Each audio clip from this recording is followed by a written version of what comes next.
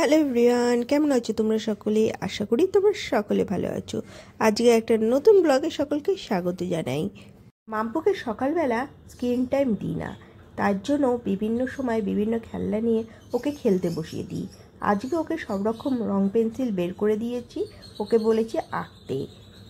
ও আঁকতে ভালোবাসে বলে এখনও অনেকক্ষণই এই আঁকা নিয়ে ও বিজি থাকবে।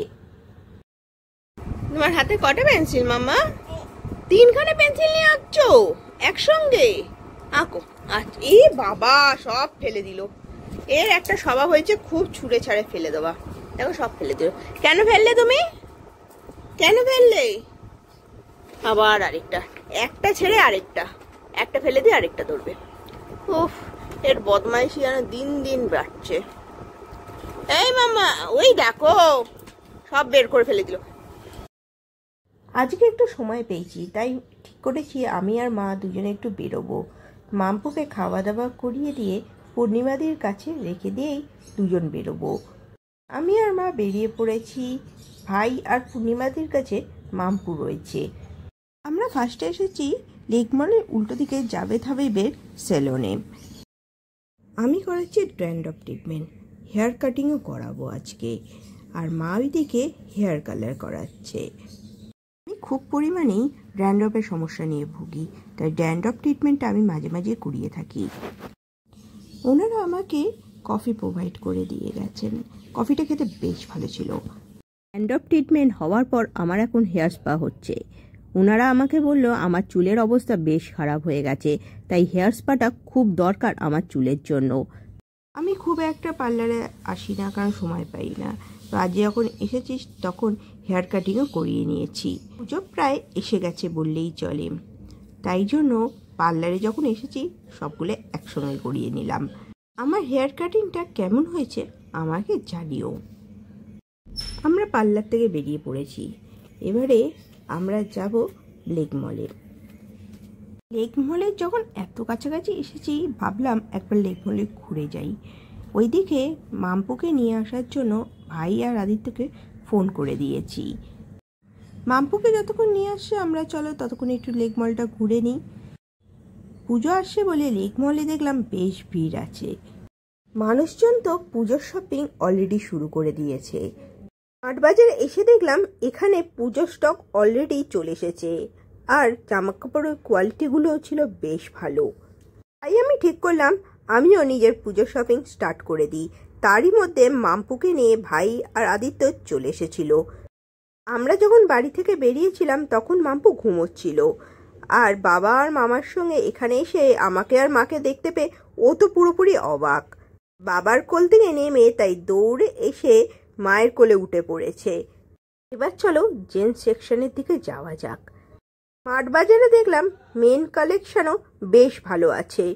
ভাই আর আদিত্য দুজন দুজনের জন্য জামা কাপড় পছন্দ করছে বলে মাম্পুও দেখলাম ওদের সঙ্গে সাথ দিয়েছে। মাম্পু তো শোরুমের সব দিকে ঘুরে বেড়াচ্ছে, আর পোস্টারে বিভিন্ন জামা প্যান্টের ফটো দেখিয়ে সে আমাকে বলছে ওই জামাটা কিনে দাও, ওই প্যান্টটা কিনে দাও। তারপরে ঘুরতে ঘুরতে চলে গেল পাঞ্জাবি রাখা আছে সেই দিকে, আর গিয়ে বলছে এইটা বাবার জন্য, ওটা বাবার জন্য। তো দেখছি বাবার জন্য জামা কাপড় বাছতেই ব্যস্ত। আমার এই কুর্তিটা বেশ পছন্দ হয়েছে, তাই ট্রায়াল রুমে চলে এসেছি ট্রায়াল দেওয়ার জন্য। জামাটার কোয়ালিটি ছিল বেশ ভালো। মাম্পু হাঁটতে হাঁটতে হাঁপিয়ে গিয়ে ট্রলিতে উঠে এখন বসে পড়েছে। মাম্পু তো ট্রলিতে করে মলের মধ্যে ঘুরতে পারছে বলে মাম্পু তো ভীষণ মজা। এইভাবেই ও গাড়ি করে ফার্স্ট ফ্লোর থেকে সেকেন্ড ফ্লোর পুরোটাই ঘুরে বেড়াচ্ছে। এখানে শুধু ও একা নয়, ওর মতন দেখলাম প্রায় অনেক বাচ্চারাই এরমভাবে ট্রলিতে করে ঘুরে বেড়াচ্ছে বাবা মায়ের সঙ্গে পুরো মলে। আমরা স্মার্ট বাজার থেকে বেরিয়ে পড়েছি, আর লেক মলে দেখো প্রচুর ভিড় আজকে। মাম্পুর জামা প্যান্ট কিনতে তারপরে চলে গেলাম লিটল শপে।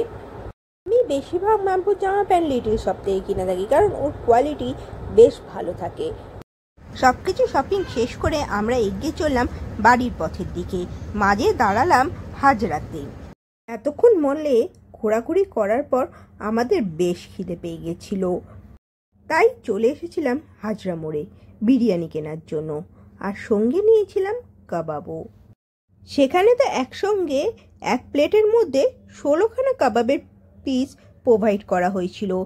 দামটাও ছিল বেশ রিজনেবল আর খেতেও ছিল বেশ ভালো। আমরা সব কিছু প্যাকিং করে বাড়ির দিকে রওনা দিলাম। আজ সন্ধেটা বেশ ভালো কাটলো। পুজোর শপিংও শুরু হয়ে গেল আমাদের। আজ রবিবার হওয়া সত্ত্বেও গাড়ির জ্যাম বেশ ভালোই রাস্তায় ছিল। মাম্পু আজকে মার্কেট থেকে একটা ব্যাট কিনে এনেছে আর সেইটা নিয়েই এখন খেলতে শুরু করে দিয়েছে মামা আর বাবার সঙ্গে। তিনজনের অবস্থা দেখো, ঘুরে দূরে এসে জামা কাপড় চেঞ্জের নাম নেই। তিনজন মিলে এখন ক্রিকেট খেলতেই ব্যস্ত হয়ে পড়েছে। তাদেরকে যত বলছি চল জামা কাপড়গুলো আগে চেঞ্জ কর তারপর খেল, কে কার কথা শুনে তিনজন মিলে এখন ক্রিকেট খেলতেই ব্যস্ত। মাম্পু তো বাচ্চা, এরা দুজনও মাম্পুর সঙ্গে বাচ্চা হয়ে গেছে দেখো। ওরা ক্রিকেট খেলতে থাকুক। আজকের এই ভিডিওটা এইটুকুই। ভালো লাগলে লাইক, শেয়ার অ্যান্ড সাবস্ক্রাইব করতে ভুলো না। সকলে ভালো থেকো, সুস্থ থেকো আর সকলকে ভালো রেখো। Tata, by.